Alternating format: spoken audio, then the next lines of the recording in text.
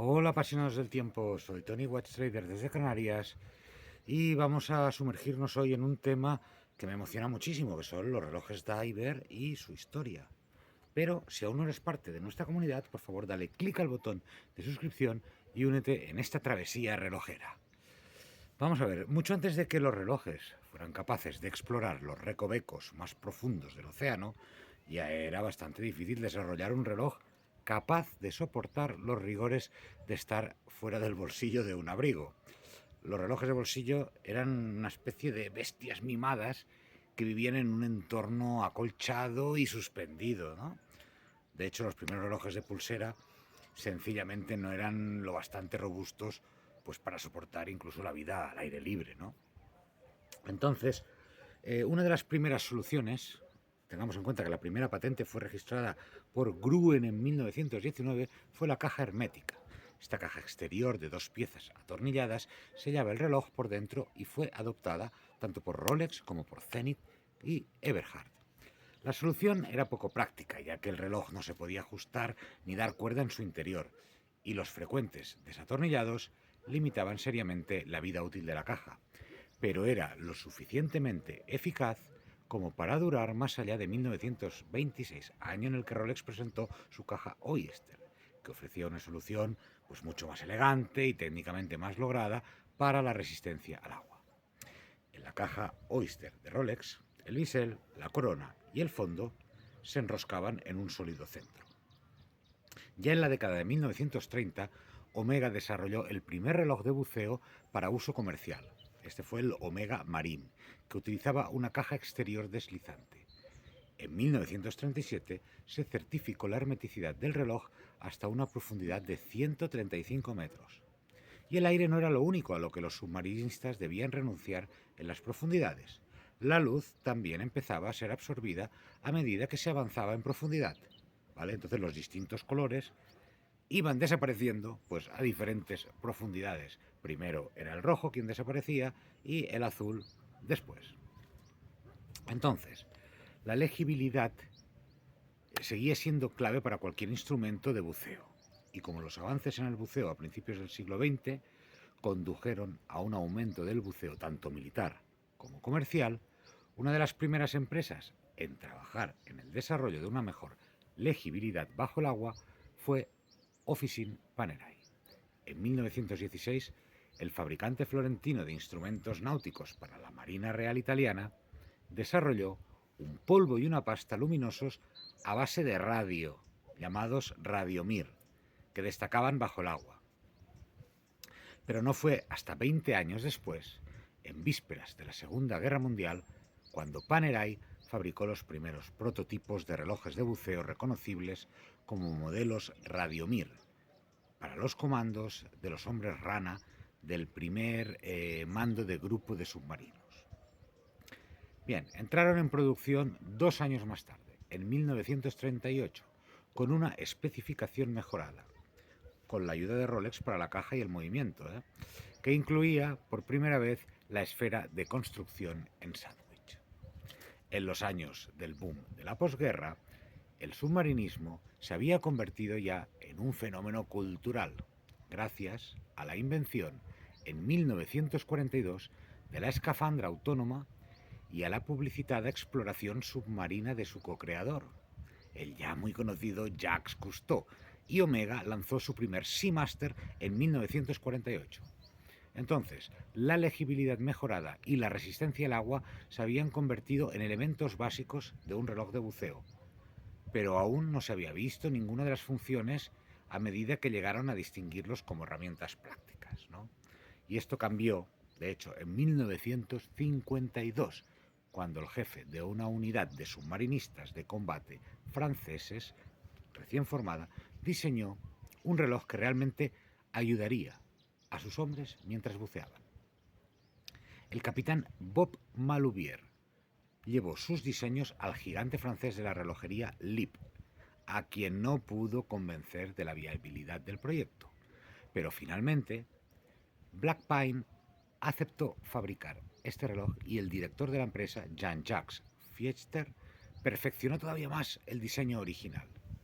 ¿Vale? Entonces, lanzado en 1953, Este reloj, el 50 Fathoms, sentó las bases de los relojes de buceo con índices horarios de diferentes formas para un uso mucho más intuitivo, un bisel giratorio unidireccional con escala de 15 minutos y un movimiento automático. Estos principios fundamentales han marcado la pauta desde entonces, y el reloj en sí fue rápidamente adoptado por las unidades de buceo de combate de todo el mundo, incluidos los SEAL de la Marina estadounidense. Puede que Black Pine se les adelantara en el mercado, pero el propio trabajo de Rolex para aumentar la resistencia al agua fue aún más ambicioso, impulsado por el director de la empresa, René Paul Jeanneret, que también era un entusiasta submarinista y era muy amigo además de Cousteau. Entonces, en septiembre de 1953, el aventurero Auguste Piccard llevó un submarino a una profundidad de más de 3.100 metros con un Rolex atado al casco para demostrar de lo que eran capaces los Rolex. Y al año siguiente, en Basilea, Rolex presentó el Submariner, un reloj que durante generaciones ha definido no solo el aspecto de un reloj de buceo, sino también el de los relojes deportivos en general. Bueno, Rolex superaría su propio logro asombroso en 1960, cuando el hijo de Auguste, Jacques, alcanzaría el punto más profundo del océano, la fosa de las Marianas, en el batiscafo Trieste, con el teniente Don Walsh. Otro Rolex experimental fijado al casco sobrevivió este viaje a más de 10 veces la profundidad de la primera inmersión. Rolex se convirtió en el amo indiscutible de las profundidades. Con dos fuerzas tan dominantes en el campo de los relojes de buceo, otras marcas no tardaron en darse cuenta del potencial de producir relojes que los buceadores comerciales y militares consideraban ya por entonces instrumentos indispensables.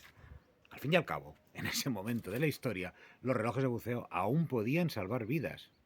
Entonces, el gigante relojero japonés Seiko produjo su primer reloj de buceo en 1965, deseoso de ser considerado capaz de producir un reloj tan técnicamente capaz como el suizo. El 62 más era resistente al agua hasta 150 metros, pero presentaba una serie de puntos débiles en su diseño, como señaló en una carta a Seiko un buzo comercial japonés decepcionado por la costumbre del reloj de reventar los cristales debido a la incursión de helio y a la escasa resistencia a los golpes en profundidad. Aunque Seiko desarrolló su incipiente línea de submarinismo con otros 3 modelos, la empresa se tomó muy en serio la carta y puso a un equipo de ingenieros dirigido por Ikuo Tokunaga a crear el reloj de submarinismo definitivo. Ya sabéis cómo son los japoneses, ¿eh? Y este fue el 6159-022, apodado como lata de atún o comúnmente tuna, que salió a la venta en 1975 y rompió con el pensamiento tradicional. Era resistente al agua hasta 600 metros e ignoraba por completo las válvulas de liberación de helio, prefiriendo utilizar una caja doble tan sólida que el helio no podía ni siquiera entrar. ¿Vale? Entonces, a medida que se acercaba el final del siglo XX, se podría pensar que el desarrollo de los relojes de buceo que ya habían sido superados por sus equivalentes digitales en la década de 1980 se había detenido, pero no fue así. En 1999 IWC revigorizó por completo el campo con el Deep One, un reloj que mide mecánicamente la profundidad y, lo que es más importante para los submarinistas, la profundidad máxima mediante un tubo de Bourdon que permite la entrada de agua y se endereza a partir de una curva a medida que va aumentando la presión. La complicación fue obra de Richard Havering, entonces relojero de IWC, que desde entonces ha ganado 3 premios GPHG consecutivos por sus propios relojes Havering II. Oris retomó más tarde la idea de un profundímetro mecánico en el Aquis Deep Gauge y a un precio considerablemente inferior.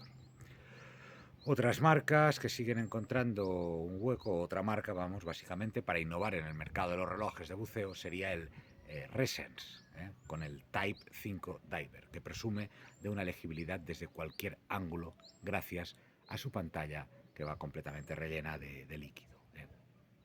Y bueno, espero que os haya gustado este resumen así un poco concentrado de lo que ha sido la historia de de los relojes Diver, desde su creación hasta prácticamente los días actuales.